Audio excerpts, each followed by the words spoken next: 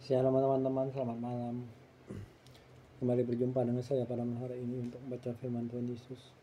Pada malam hari ini saya kembali akan membaca firman Tuhan Yesus 2 Korintus pasal 1, 2 Korintus pasal 2 ayat 1 sampai 17. Mari kita dengarkan. Aku telah mengambil keputusan dalam hatiku bahwa aku tidak akan datang lagi kepadamu dalam duka cita. Sebab jikalau aku mendukakan hatimu, siapa lagi yang dapat membuat aku menjadi gembira selain dia yang berduka cita karena aku?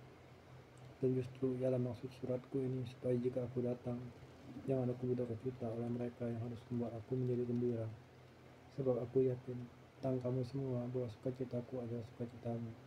Aku menulis kepada kamu dengan hati yang sangat lemas dan sesak, dan dengan mencucurkan banyak air mata, bukan supaya kamu bersedih hati, supaya kamu tahu betapa besarnya kasihku kepada kamu semua.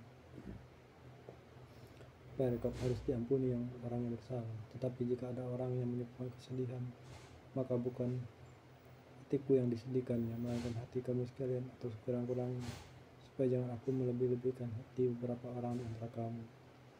Bagi orang yang demikian, adalah cukup teguran dari sebagian besar dari kamu, sehingga kamu sebaiknya harus mengampuni dan menghibur dia, supaya ia jangan binasa oleh kesedihan yang terlampau berat. Sebab itu aku menasihatkan kamu supaya kamu sungguh-sungguh mengasihi dia, sebab justru itulah maksudku. Aku menulis surat kepada kamu, yaitu untuk menguji kamu apakah kamu taat dalam segala sesuatu. Sebab barang siapa yang kamu ampuni kesalahannya, aku mengampuni juga. Sebab jika aku mengampuni kesalahan yang harus kuampuni, maka hal itu kubuat oleh karena kamu di hadapan Kristus, supaya iblis jangan beroleh keuntungan atas kita. Sebab kita tahu apa maksudnya.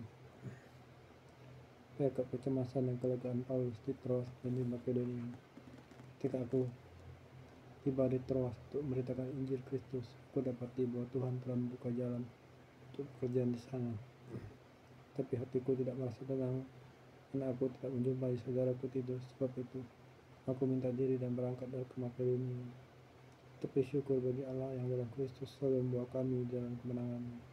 Dengan perantaraan kami, Ia menyebarkan keharuman pengenalan akan Dia di mana-mana. Sebab bagi Allah kami adalah bau yang harum dari Kristus di tengah-tengah mereka yang diselamatkan dan antara mereka yang binasa. Bagi yang terakhir kami adalah bau kematian yang mematikan, dan bagi yang pertama bau kehidupan yang menghidupkan. Tapi siapakah yang dapat menunaikan tugas yang demikian? Sebab kami tidak sama dengan banyak orang lain yang mencari keuntungan dari firman Allah. Sebaliknya dalam Kristus kami berbicara bagaimana mestinya dengan maksud murni atas perintah Allah dan di hadapan-Nya. Ya Allah, Bapa di surga, Tuhan, terima kasih pengisianku semuanya. Berkata kata-kata, lisan, masih tetap hari ini.